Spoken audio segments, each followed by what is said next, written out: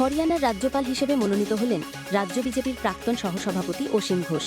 সোমবার রাষ্ট্রপতি দ্রৌপদী মুর্মু এই ঘোষণা করেন। দীর্ঘ ৩৮ বছর অধ্যাপনার পর ১৯৯১ সালে বিজেপিতে যোগ দেন তিনি। এর আগে তথাগত রায়ের মতো ত্রিপুরাও পেয়েছিল বাঙালি রাজ্যপাল। আরজি কর মেডিকেলে দুর্নীতির মামলায় সিবিআই কোর্টে চার্জ গঠন হল সন্দীপ ঘোষ সহ ৫ জনের বিরুদ্ধে। ২২ জুলাই থেকে শুরু হবে বিচার। অভিযুক্তরা চিকিৎসা সরঞ্জাম কেনায় টেন্ডার দুর্নীতিতে জড়িত, সবাই জেলবন্দি। হাইকোর্টের নির্দেশেই তদন্ত চালায় সিবিআই। ১৮ জুলাই দুর্গাপুরে প্রধানমন্ত্রীর জনসভায় আমন্ত্রণ পেলেন বিজেপি নেতা দিলীপ ঘোষ।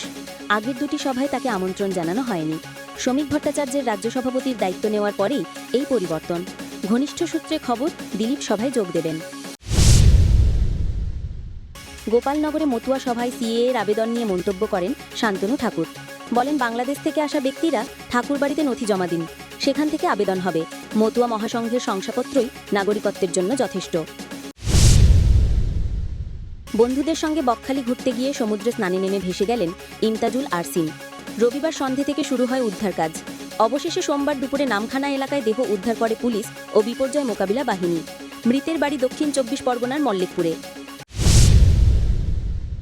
তেলেঙ্গানা সফরে গিয়ে সংক্রমণের শিকার হন প্রধান বিচারপতি বি.আর. গাভাই।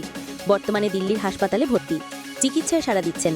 অসুস্থতার কারণে মঙ্গলবারও শীর্ষ আদালতের কার্যভার পালন করবেন না তিনি বলে জানিয়েছে সুপ্রিম কোর্ট। প্রধানমন্ত্রী মোদী ও আরএসএসকে নিয়ে আপত্তিকর কার্টুন তৈরি করে বিপাকে পড়েছেন কার্টুনিস্ট হেমন্ত মালব্য। হাইকোর্টের পর সুপ্রিম কোর্টেও অন্তর্বর্তী জামিন পাননি তিনি। শীর্ষ আদালত জানায়, এই ধরনের কার্টুন বাকস্বাধীনতার অপব্যবহার। পরবর্তী শুনানি ১৫ জুলাই।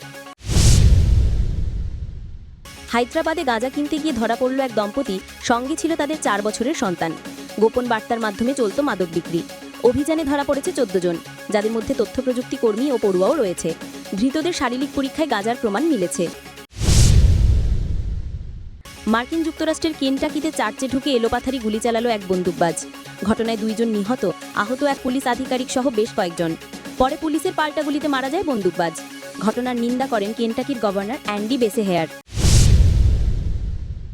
মার্কিন ভিসা পেলেও আমেরিকায় নিশ্চিন্ত থাকা যাবে না, এমনই সতর্কতা জারি করল মার্কিন দূতাবাস।